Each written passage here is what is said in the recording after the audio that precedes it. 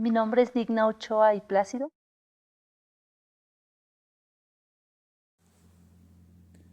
Buenos días, mi nombre es José Miguel Sánchez Chávez y junto a mi compañera Fernanda García Castillo vamos a exponer el caso Digna Ochoa y familiares contra el Estado mexicano, resuelto por la Corte Interamericana de Derechos Humanos el 25 de noviembre del 2021. Este caso no solo es relevante por entender la protección de los derechos humanos en México, sino también en evidenciar las grandes fallas que pueden ocurrir en investigaciones, la importancia de la perspectiva de género y el impacto que tienen las violaciones de derechos humanos en la sociedad. A lo largo de la parte de mi exposición explicaré quién fue Digna Ochoa, cuál fue el contexto en el que ocurrieron los hechos, qué sucedió el día de su muerte, cuáles fueron las acciones que las autoridades mexicanas nos realizaron y cómo fue el desarrollo de este caso hasta llegar al fin de la sentencia de la Corte Interamericana.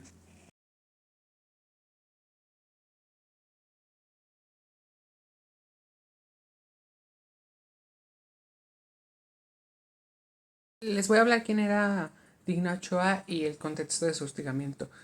Digna Ochoa fue una reconocida abogada y defensora de los derechos humanos mexicana, originaria del estado de Veracruz. Su labor llevó al trabajo en el Centro de Derechos Humanos Miguel Agustín Pro Juárez, conocida como Centro Pro Derechos Humanos. Durante su carrera representó casos emblemáticos contra autoridades militares y policiales, incluyendo denuncias por tortura, desaparición forzada y ejecuciones extrajudiciales. Entre los casos más conocidos que atendió se encontraban las presuntas violaciones cometidas por elementos del estado de Guerrero y Chiapas. Desde finales de la década de los 90, Digna Ochoa comenzó a recibir amenazas graves. Hubo allanamiento a su domicilio, en su oficina, robos selectivos, desaparecieron documentos y mensajes intimidándola que ponían en riesgo su vida. Por este motivo, en 1999, la Comisión Interamericana de Derechos Humanos otorgó medidas cautelares a favor de ella y la Corte Interamericana ordenó medidas provisionales para proteger a ella y miembros de su equipo en el Centro Pro Derechos Humanos. A pesar de estas medidas, las amenazas no, no cesaron. Incluso fue secuestrada en una ocasión y fue sometida a interrogatorios violentos y tortura. Y sin embargo, el 28 de agosto del 2001, las medidas de protección fueron levantadas a petición del Estado mexicano con argumento de que la situación de riesgo había disminuido, lo cual no había pasado. Menos de 2 meses después ocurrió el hecho que marcaría el inicio de este caso que fue tan relevante para la historia de Digna Ochoa.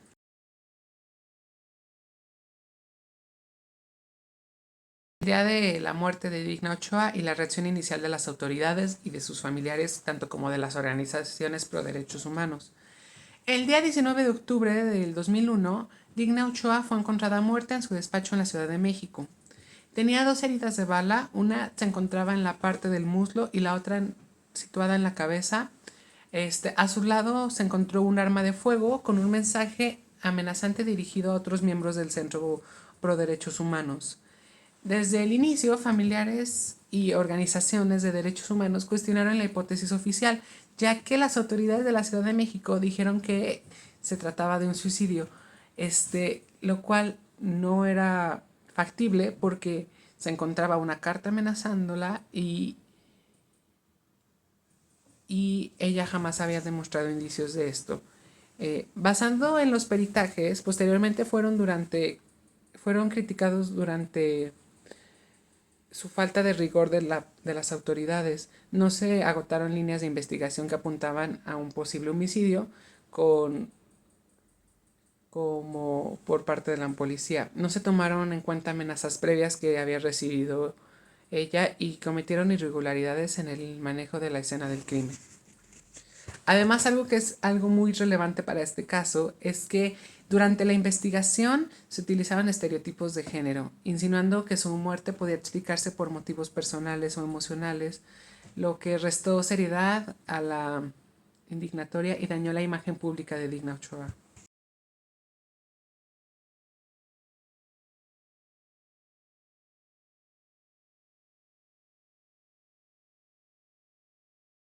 Contexto de violencia contra defensores en México. Para comprender un poco más este caso, hay que entender que a finales de los 90 y principios de los 2000, el contexto de esta época es que México vivía un clima de hostigamiento hacia defensores y defensoras de derechos humanos, periodistas y líderes comunitarios, tanto como organismos internacionales como la Comisión Interamericana y la ONU, documentaron amenazas de detención arbitrarias y asesinatos contra quienes denunciaban violencias graves contra los derechos humanos. Y esto era muy alarmante, ya que se vivía una época de peligro total para alzar la voz. Las mujeres defensoras enfrentaban un doble riesgo por su labor y por su género.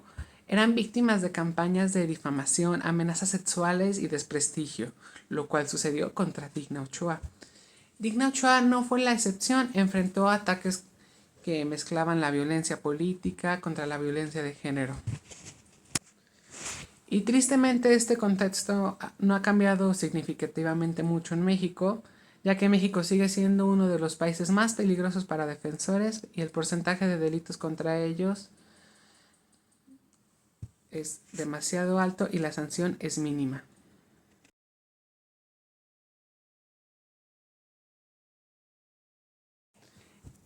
Línea del tiempo del caso. Voy a resumir el desarrollo del caso en una línea del tiempo para que pueda quedar un poco más claro. Cómo pasó de ser un caso nacional a un caso internacional a llevarse hasta la Corte Interamericana. Primero que todo nos vamos a situar en el año 1999, cuando fue la petición inicial a la Comisión Interamericana y medidas cautelares. Esto, como ya lo había comentado antes, fue cuando Digna Ochoa solicitó resguardo. Pasamos al 2001, que fue un año crucial, que fue el levantamiento de medidas provisionales en agosto, ya que el Estado mexicano dijo que ya no eran necesarias y que el peligro para Digna Ochoa había cesado. Y después pasamos al mes de octubre, que fue la muerte de Digna Ochoa. Después nos situaremos en 2003, 2007 y 2010, donde hubo 3 resoluciones de no ejercicio de la acción penal, las cuales no sirvieron de nada. Tenemos que esperar 3 años más para llegar al 2013 y que la Corte Interamericana de Derechos Humanos admite la petición del caso. Y hasta dentro de 6 años después, la comisión presenta el caso ante la Corte Interamericana. Y hasta dentro del 2021, la sentencia de la Corte con reconocimiento parcial de responsabilidades por parte del Estado mexicano, que esto fue hace apenas 4 años. Lo cual demuestra lo tardado y lo ineficiente del sistema mexicano, que desde el 2001 fue el asesinato de Digna Ochoa y hasta 2021 fue la resolución. Tuvimos que esperar 20 años para tener una respuesta.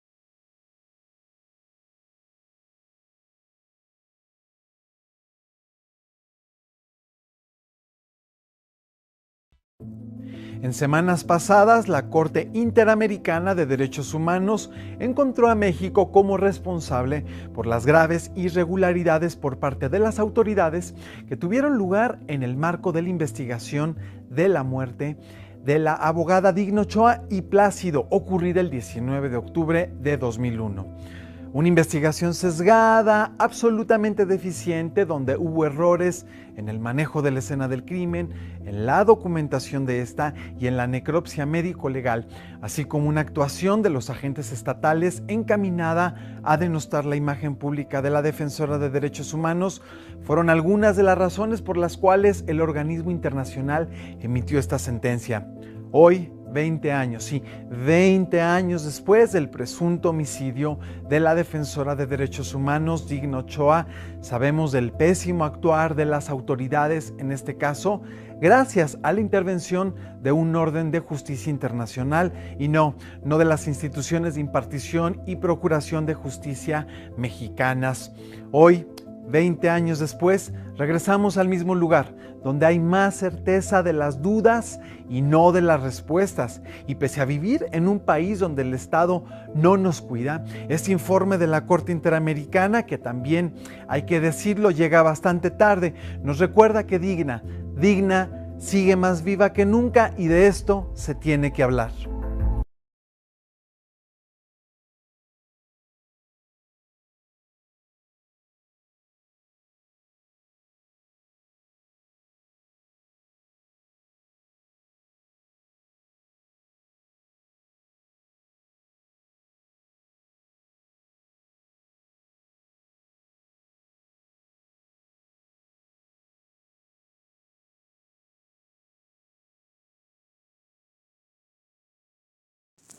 Con esto concluyo la primera parte, a lo que hemos visto quién era Digna Ochoa, qué pasó en su caso y cómo se desarrolló el contexto y las investigaciones.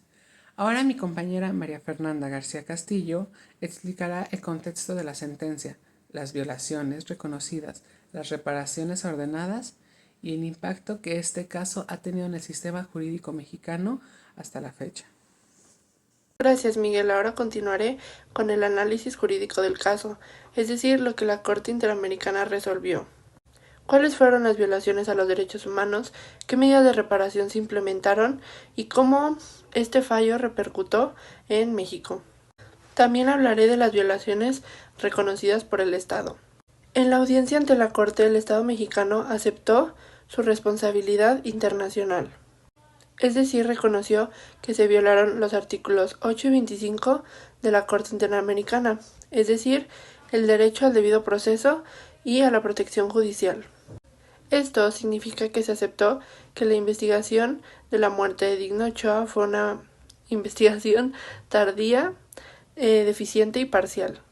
También se aceptó que se incumplió el artículo 7 de la Convención de Belém do Pará.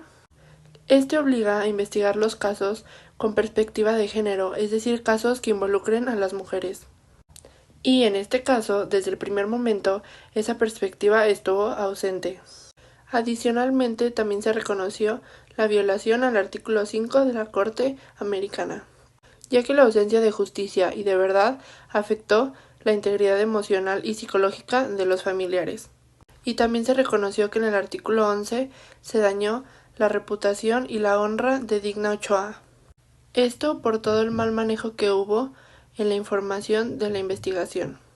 Sin embargo, el Estado no aceptó responsabilidad en 3 puntos claves. Uno es la posible participación en su muerte, ya sea de manera directa o indirecta.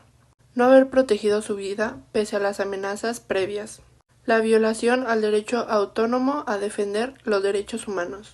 Estos aspectos quedaron como controversia y la Corte tuvo que analizarlos con el contexto que hubo de la violación como defensores y las fallas en la actuación estatal. Medidas de reparación que se ordenaron. La Corte ordenó un conjunto de medidas que incluyeron publicar y difundir la sentencia en medios oficiales y de amplia circulación. También realizar un acto público de reconocimiento de responsabilidad. Reabrir la investigación de la muerte de Digna Ochoa con perspectiva de género. Pagar indemnizaciones a los familiares por daño material e inmaterial. Y por último, implementar garantías de no repetición, es decir, como protocolos especializados para investigar delitos contra defensores y capacitaciones obligatorias para funcionarios. ¿Qué efectos hubo en el sistema jurídico mexicano? Este fallo fortaleció que el Estado mexicano tuviera como esa responsabilidad con debida diligencia en situaciones o en actos que tuvieran que ver con personas que defendían los derechos humanos. También reafirmó la obligación de incorporar la perspectiva de género en todas las etapas de investigación. Además, se convirtió en un precedente que puede ser citado en tribunales nacionales e internacionales para exigir mejores mecanismos de protección.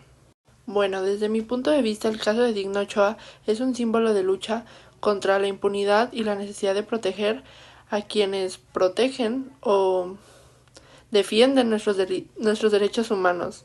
También nos recuerda que la justicia no se agota con una sentencia, sino que exige esa voluntad y compromiso real para transformar estas instituciones. Con esto concluimos nuestra exposición. Muchas gracias.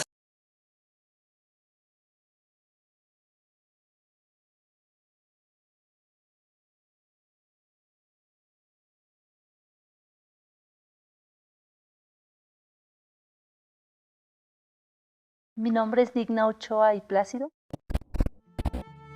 Bueno, yo creo que un defensor de derechos humanos es aquel que primero se interesa por el derecho del otro, de los otros.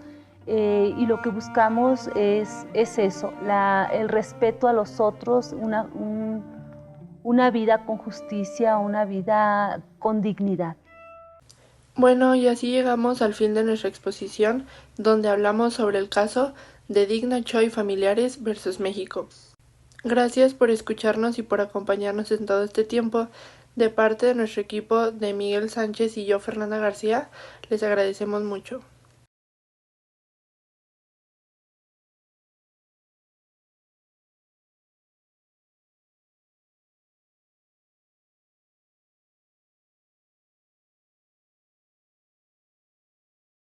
Me llamo Digna Ochoa Plácido. Soy abogada defensora de derechos humanos. Hace 21 años fui encontrada sin vida en mi despacho en la Ciudad de México el 19 de octubre del 2001. En la primera etapa de la investigación de mi asesinato se determinó que me suicidé, omitiendo en las investigaciones los testimonios de mis familiares, diversas evidencias forenses en los exámenes médicos, así como contradicciones en las pruebas de balística. Mi caso fue llevado por mi familia y la organización Grupo de Acción por los Derechos Humanos y la Justicia Social a la Corte Interamericana de Derechos Humanos, la cual resolvió que el Estado mexicano no garantizó mi seguridad personal y mi integridad, así como tampoco el acceso a la verdad y justicia para mi familia.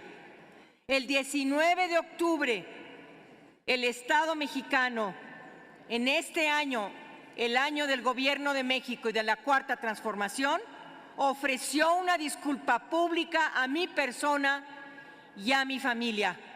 Este es un caso resuelto.